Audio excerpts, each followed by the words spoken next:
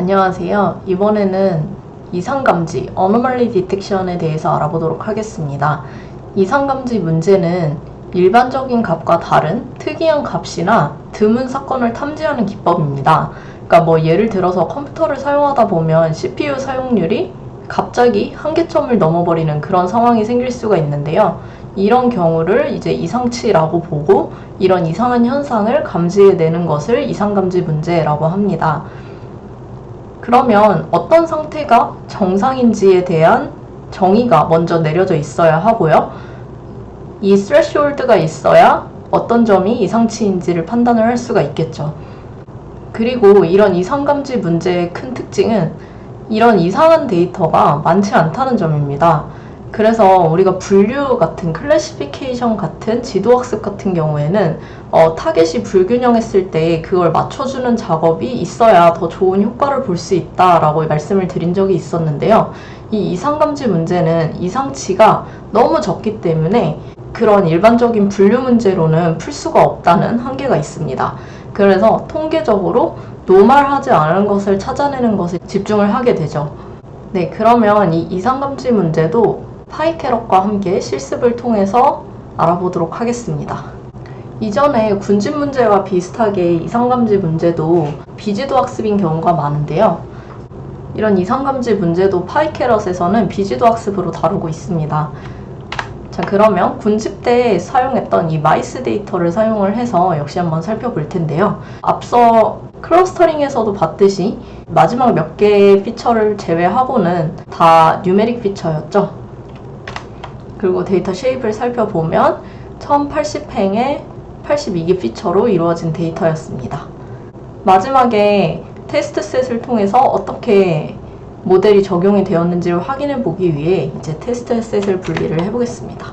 그러면 이렇게 1026개와 54개로 분리가 되었고요. 셋업을 해볼 텐데요. 이 마우스 아이디 같은 경우에는 단순히 번호가 쭉 매겨진 것이기 때문에 피처로 사용하지 않도록 제외를 해주도록 하겠습니다.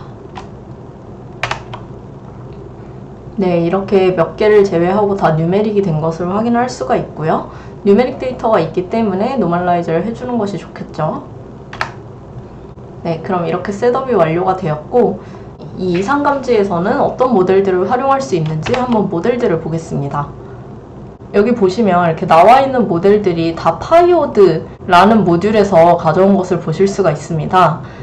이 파이오드라는 모델이 어노멀리 디텍션에서 이제 많이 사용되는 파이썬 라이브러리인데 파이캐럿에서는 이 파이오드를 랩핑해서 제공을 하고 있기 때문에 이 파이오드의 기본적인 이런 모델들을 사용을 할 수가 있지만 아쉽게도 튜닝을 제공을 하지를 않아서 이 기본적인 것에서 좀 더 세세하게 튜닝을 하고 싶다면 직접 이 파이오드 모듈을 사용해야 합니다. 그래서 이 파이캐럿에서는 이 모델들을 통해서 기본적인 베이스라인을 잡는 용도로 사용을 하시면 좋고요. 추가적으로 이렇게 이상한 것과 이상하지 않은 것을 가르는 스레시홀드가 필요한데 이 스레시홀드를 모두 다 디폴트 값으로만 제공을 해주고 있습니다. 이제 이걸 튜닝하기 위해서는 직접 파이오드 모듈을 호출을 해서 모델을 만드는 것을 추천을 드리고요. 그치만 오늘은 간단하게 어떻게 이상치가 감지가 되는지 파이캐럿을 통해서 이제 각각의 모델들을 확인을 해보도록 하겠습니다. 먼저 이 모델들에 대해서 간단한 내용을 알아볼 텐데요. 들어가기에 앞서서 KNN, SVM, PCA에 대한 개념은 앞쪽에서 설명을 드렸기 때문에 그 개념을 제외하고 설명을 드리도록 하겠습니다. 여기에 LOF라고 나와 있는 이 로컬 아웃라이어 팩터 같은 경우에는 이웃 데이터 포인트들에 의해서 결정이 되는 아웃라이어입니다. 그러니까 각각의 그 이웃들을 찾는 거죠. 데이터 포인트가. 그러면 내 바로 옆에 또는 내 근처에 이렇게 밀도가 밀집해 있다 라고 하면 이건 아웃라이어가 아닌 거고요. 이웃을 찾았는데 이 데이터 포인트에서 이웃을 찾았는데 얼마 없다 라고 하면 이제 아웃라이어가 되는 그런 방식이라고 이해를 해주시면 되겠습니다. 그리고 또 COF라고 Connectivity Based Local Outlier라는 모델도 있는데요. 이 앞쪽에서 설명드렸던 이 LOF의 향상된 버전이라고 보시면 되겠습니다. 지금 그림의 색깔 구분이 어렵긴 한데 이 가운데 있는 점은 파란 점이고 멀어질수록 지금 아웃라이어 스코어가 상승하는 모습을 보여주는데요. 이전에는 그냥 밀도를 고려해서 아웃라이어다 아니다만 결정할 수 있었다면 이 모델에서는 각 데이터 포인트의 이상치의 정도를 할당해서 그러니까 각각의 이상치 점수를 부여를 하는 거죠. 이 수치가 높을수록 아웃라이어 스코어가 높을수록 이상치일 가능성이 높다고 판단을 하는 방법입니다. 이제 이런 경우에는 어느 점수 이상이어야 아웃라이어라고 판단을 할 것인지 그런 스레시홀드가 있겠죠. 다음으로 앵글 베이스드 아웃라이어 디텍션이라는 모델도 있는데요. 이 그림을 보면 굉장히 심플하게 이해를 하실 수가 있습니다. 아웃라이어들끼리 이루는 각도는 이너 포인트, 어떤 집단 안에서 이루는 각도들보다는 작다라는 것을 뜻하는데요. 이 그림을 보시면 이너 포인트는 이루는 각도가 크죠. 근데 보더 포인트, 군집의 밖으로 나갈수록, 집단의 밖으로 나갈수록 각이 작아지게 됩니다. 그리고 나중에 아웃라이어들끼리는 굉장히 각이 멀리에 생기게 되고 이 각도가 좁아지게 되겠죠. 그래서 이 그래프에서 한번 보시면 아웃라이어는 이루는 각도가 작고 보더 포인트는 크고 이너 포인트는 더 크고 그렇기 때문에 일정 각도 이하를 이루는 점들을 이제 아웃라이어라고 볼 수 있다라는 개념입니다. 네, 여기 클러스터링 베이스드 로컬 아웃라이어가 있는데요. 클러스터링은 말 그대로 우리가 앞쪽에서 하고 넘어왔던 그 클러스터링을 이용하는 방법입니다. 지금 여기에 보면 C2와 C4는 굉장히 큰 클러스터를 구성을 하고 있는데 그에 비해 상대적으로 C3나 C1은 굉장히 작은 클러스터를 구성하고 있죠. 그러면 이럴 경우에 이 부분들을 아웃라이어로 규명할 수 있다라고 제안을 하는 방법이 클러스터링 기반 로컬 아웃라이어 방법이다 라고 알아주시면 되겠고요. 히스토그램 베이스드 아웃라이어 디텍션이 있는데 이 방법은 진짜 우리가 시각화해서도 많이 사용하는 방법입니다. 뭐 데이터를 히스토그램으로 쭉 그려봤을 때 일부는 데이터가 아주 작거나 없는 경우가 있겠죠. 그러면 이 부분을 아웃라이어로 규명하고 제거하게 되는데 이거를 자동으로 수행해주는 그런 모델이다 라고 생각을 해주시면 되겠습니다. 다음은 아이솔레이션 포레스트라는 방법인데요. 포레스트라는 말이 들어간 걸로 봐서 이제 의사결정 나무를 기반으로 한다는 것을 알 수 있는 방법이고요. 여기서 보시면 보통 이제 디시전 트리를 만들 때 아웃라이어는 트리 상단에서 분리가 되게 됩니다. 그리고 정상적인 값들은 트리 아래까지 내려가야만 분리가 되게 됩니다. 예를 들어서 이런 데이터가 있을 때 트리는 축을 기반으로 나누게 되는데 축의 수직으로 이렇게 데이터를 나누다 보면 멀리 떨어져 있는 이상치들은 금방금방 분리가 되게 됩니다. 대신 이 밀도가 높은 곳에 속하는 데이터들은 조금 더 세밀하게 계속 가지가 나눠져야 분리가 되게 되겠죠. 그래서 이상치들이 먼저 분리되는 점을 이용을 한 방법이 이 아이포레스트다 라고 이해를 해주시면 되겠고요. 의사결정 나무에서 얼마나 분기를 해야 분리가 되는지 데이터 포인트를 기준으로 이상값을 분리를 하게 됩니다. 뭐 예를 들어서 첫 번째 분리만 이상치로 치겠다 라고 하면 여기가 이상치가 되겠고요. 두 번째, 세 번째까지 이상치라고 치겠다. 그러면 여기까지 중에서 이렇게 따로 떨어져 나와 있는 친구들이 다 이상치가 되겠죠. 다음은 미니멈 코베리언스 디터미넌트인데요. 여기서 이 코베리언스라는 말이 나오는 것에서 알 수 있다시피 이상치의 영향을 최소화하는 공분산을 찾는 방법입니다. 이 공분산이라는 거는 변수들 간의 선형 상관관계를 나타내는 값인데요. 원래 데이터가 이렇게 분포가 되어 있었는데 여기에서 가장 선형에 가까운 데이터들만 이제 찾는 겁니다. 그래서 지금 여기에 보면은 이렇게 하면 선형관계가 어려운데 이렇게 하면 선형관계를 찾을 수가 있겠죠. 그래서 이 선형관계를 찾을 수 있는 데이터 포인트를 제외한 나머지를 이상치로 보게 됩니다. 다음으로 서브스페이스 아웃라이어 디텍션이라는 게 있는데요. 피처의 수가 많은 고차원 공간의 데이터에 대해서는 기존의 거리나 밀도를 이용한 이상감지 방법이 잘 작동하지 않을 수가 있습니다. 차원이 높아지면 높아질수록 데이터 포인트 간의 거리가 굉장히 멀어지게 됩니다. 그러니까 2차원에서는 거리가 1인 데이터 포인트들이 3차원이 되면 그 길이가 더 늘어난다는 거죠. 그래서 밀도가 너무 작아지기 때문에 밀도 기반 방법이나 거리 기반 방법을 적용하기가 힘들다는 겁니다. 그래서 차원을 낮춰서 이상치를 걸러내는 그런 방법이라고 보시면 되겠는데요. 뭐 예를 들면 지금 이렇게 A1과 A2 피처로 이루어진 좌표 공간이 지금 2차원으로 나와 있죠. 여기 X라고 쳐져 있는 부분들이 이제 데이터 포인트입니다. 여기에 이상치인 아웃라이어가 있고요. 근데 이렇게 2차원으로 보면은 사실 우리가 눈으로 보기에는 이게 이상해 보이지만 알고리즘적으로는 전혀 문제가 없습니다. 왜냐하면 거리도 다 비슷비슷하고요. 얘와 얘의 거리도 비슷하고 얘와 얘의 거리도 비슷하고요. 얘와 얘의 거리도 비슷하고. 그러니까 밀도 기반으로 묶다 보면 이렇게 묶어가면서 얘네를 모두 다 하나의 집단으로 이상하지 않은 걸로 처리를 하게 됩니다. 근데 이거를 A1에 대해서 사형을 하게 되면 이 사형이라는 의미는 낮은 차원으로 쭉 내린다 라고 생각을 해주시면 되는데요.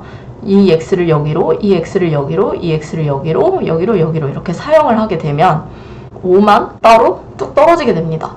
그러면 이 저차원 공간, 2차원에서 1차원으로 사용된 공간에서 보면 여기는 지금 밀도가 다 몰려있는데 여기는 떨어져 있게 되죠. 그러면 얘가 아웃라이어다 라는 것을 감지할 수 있게 됩니다. 그래서 고차원 공간, 피처 수가 많은 고차원 공간 데이터에 대해서는 이 방법이 좋을 수가 있습니다. 마지막으로 스토캐스틱 아웃라이어 셀렉션 이라는 방법을 보게 될 텐데요. 스토캐스틱이라는 말이 들어간 걸로 봐서 뭔가 확률에 기반한 방법이다 라는 것을 알 수가 있고요. 입력 데이터의 데이터 포인트 간의 거리, 그리고 관련도, 확률 값을 이용해서 아웃라이어의 가능성을 최종적으로 확률로 출력을 하게 됩니다. 이 X, 각 값들로 이루어진 데이터들에 대해서 각 데이터 포인트가 서로 얼마나 떨어져 있는지, 서로 얼마나 비슷하지 않은지를 행렬로 만들게 됩니다. 그래서 이 매트릭스를 Dissimilarity 매트릭스라고 칭하게 되고, 이거를 다시 이제 어피니티 매트릭스로 만들게 됩니다. 어피니티, 그러니까 말 그대로 이 Dissimilarity 매트릭스를 가지고 얼마나 서로 관련도가 있는지를 판단을 하게 되는 거죠. 그럼 여기에서 이제 거리가 작은 친구들은 관련도가 높은 걸로 이렇게 표시가 되겠죠. 그럼 이제 마지막으로 여기다가 확률 값을 바인딩을 합니다. 그러면 최종적으로 각각의 벡터가 이제 아웃라이어의 가능성을 확률로 출력을 하게 됩니다. 자, 그러면 각 모델들에 대해 판단을 해볼 텐데, 파이오드에서는 이렇게 아웃라이어 모델을 만들고 나면 이밸루에이션 스코어를 확인할 수 있도록 펑션을 제공을 해주고 있는데, 아쉽게도 이 파이캐럿에서는 그 부분을 제공을 해주고 있지 않습니다. 그래서 클러스터링까지만 해도 각각의 모델을 만들고 나면 이 모델의 학습 결과를 스코어로 출력을 해주고 있는데, 아직까지는 이 어노멀리 디텍션에서는 그 부분이 지원이 되지 않고 있습니다.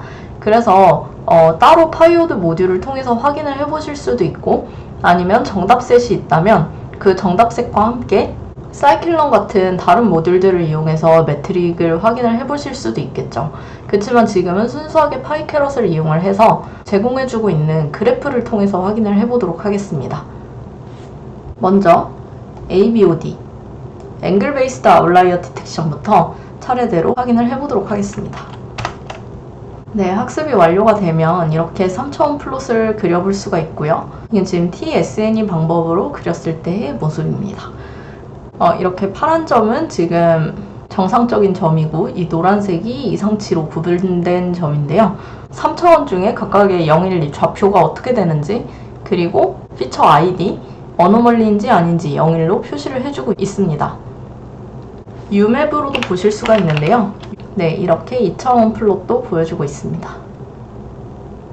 이렇게만 보면 이제 이상치가 잘 감지가 되었는지는 확인하기가 쉽지가 않네요. 그래서 이 뒤부터 3차원으로 확인을 해보도록 하겠습니다. 다음에 이제 클러스터 기반의 이상치 감지를 학습을 해보면 이렇게 그림이 그려졌고, 위와는 조금 더 형태가 다른 부분을 볼 수가 있겠습니다. 윗부분에는 이렇게 중간중간에도 이상치가 껴있고, 이 바깥쪽은 오히려 이상치 취급을 하지 않았던 것에 반해서 이번에는 오히려 더 클러스터의 외곽에 중점적으로 이상치를 생성해 준 것을 볼 수가 있습니다. 커넥티비티 베이스드 로컬 아웃라이어에 대해서 한 번 더 살펴보면, 네, 이번에는 또 다른 모습을 보여주네요. 아이포레스트에 대해서도 살펴보면 이런 모습을 보여주고 있습니다. 네, 히스토그램 베이스를 한번 살펴보면 축을 기준으로 바깥쪽에 분포한 점들을 이상치로 취급하는 경우가 많은 것을 볼 수가 있습니다. KNN 같은 경우에는 다음과 같이 이상치가 분포가 된 것을 볼 수가 있고요. 로컬 아웃라이어 팩터 같은 경우에는 네, 이렇게 이쪽 전체가 이상치 취급이 되었고 바깥쪽으로 이상치들이 생겼고 이상치로 채택된 점들의 개수가 타 집단에 대해서 많지 않은 것을 알 수가 있고 네, SVM 같은 경우에는 이렇게 학습이 된 것을 볼 수가 있습니다. SVM은 이 위에 있는 LOF와 지금 비슷한 형태를 보이는 것을 알 수가 있네요. PCA를 이용한 방법은 네, 이렇게 형성이 되었습니다. 미니멈 코베리언스 디터민트를 사용을 해보면 다음과 같이 그래프가 생성이 되었습니다. 네, 이렇게 그래프가 형성이 된 것을 볼 수가 있고 서브스페이스 아웃라이어 디텍션 같은 경우에는 또 다른 양상을 보여주고 있는 것을 확인할 수가 있네요. 스토캐스틱 아웃라이어 셀렉션 같은 경우에는 군데군데 어노멀리를 굉장히 많이 잡아주고 있습니다. 이제까지 실험해봤던 모델들 중에 가장 다양한 부분의 데이터 포인트에서 이상치를 잡아주고 있습니다. 자, 그러면 어떤 모델이 좋은 모델인가 했을 때 그 모델은 이 데이터들, 내가 가지고 있는 데이터들 중에 어떤 게 이상치인가를 규명을 해주고 그 이상치를 가장 잘 맞추는 모델을 찾는 게 좋습니다. 그러니까 결국은 어느 정도 정답셋이 있으면 더 좋은 모델을 찾을 수가 있다는 거죠. 그게 아니라면, 정답셋이 특별히 있는 게 아니라면, 비주도 학습이라면 이런 식으로 그림을 그려서 아웃라이어를 잘 잡아내는 걸로 보이는 모델을 찾으면 되는데요. 이 KNN 모델 같은 경우에는 지금 여기 혼자 동떨어져 있는 이 데이터 포인트들을 아웃라이어로 잡아주고 있질 않습니다. 그러면 이런 모델들보다는 정말 이렇게 외곽에 있는 점들과 이렇게 동떨어져 있는 점들을 아웃라이어로 잡아주는 모델이 더 좋겠다라고 판단을 할 수가 있겠죠. 그래서 이 쭉 그림을 살펴보았을 때 이 정도의 어노멀리를 잡아주고 밀도가 적은 집단들을 어노멀리로 채택해주는 이 모델을 사용해야겠다라고 결정을 할 수도 있습니다. 그리고 실제로 어떤 데이터 포인트들이 어노멀리로 결정이 되는지 이렇게 어사인을 해서 확인을 해볼 수도 있는데요. 네, 이렇게 어사인 모델, PCA라는 모델에 이제 어사인을 하게 되면 거기에 사용했던 이제 데이터 셋에 대한 어노멀리 스코어가 나오게 됩니다. 그러면 이제 각각의 어노멀리 스코어를 보고 어떤 게 어노멀리이고 어떤 게 정상치인지 확인을 해볼 수가 있는데요. 지금 이 헤드로 봤을 때는 이 정도 어노멀리 스코어에 다 어노멀리가 0으로, 그러니까 이상치가 없는 걸로 나오는 것을 확인할 수가 있습니다. 이렇게 이상치인 어노멀리가 1인 것만 뽑아서 확인을 해보면 어노멀리 스코어가 이전에 어노멀리가 0이었던 것보다는 훨씬 큰 것을 알 수가 있고요. 스레시홀드가 이 점수와 이 점수 중간 어딘가에서 형성이 됐겠다 정도를 생각을 해볼 수가 있겠죠. 만약에 이 모델을 조금 더 튜닝을 하고 싶으면 여기에 나와 있는 이 인자들을 가지고 하이오드 모듈을 직접 활용을 해서 각각의 인자들을 조절을 해서 튜닝을 하다 보면 더 좋은 모델을 찾을 수가 있을 겁니다. 마지막으로 아까 분리했던 테스트 셋에 대해서도 적용을 해볼 수가 있겠죠. 그러면 이렇게 어노멀리인지 아닌지를 잡아내게 되고 실제로 이 높은 어노멀리 스코어를 가진 이 친구들이 이상치인지 그리고 어노멀리가 아닌 친구들이 이상치가 아니게 잘 나오는지를 확인을 하면 이 모델 수준을 어느 정도 알 수가 있겠죠. 이 어노멀리 디텍션에 대해서 파이캐럿에서 조금 더 디테일한 기능을 제공해 주지 않는 것이 아직은 아쉬운 점인데요. 빠르게 발전하고 있는 만큼 이런 기능들도 곧 보완이 될 거라고 생각합니다. 그럼 이번 시간에는 이것으로 마치고 다음 시간에는 내추럴 랭귀지 프로세싱에 대해서 설명을 드리도록 하겠습니다.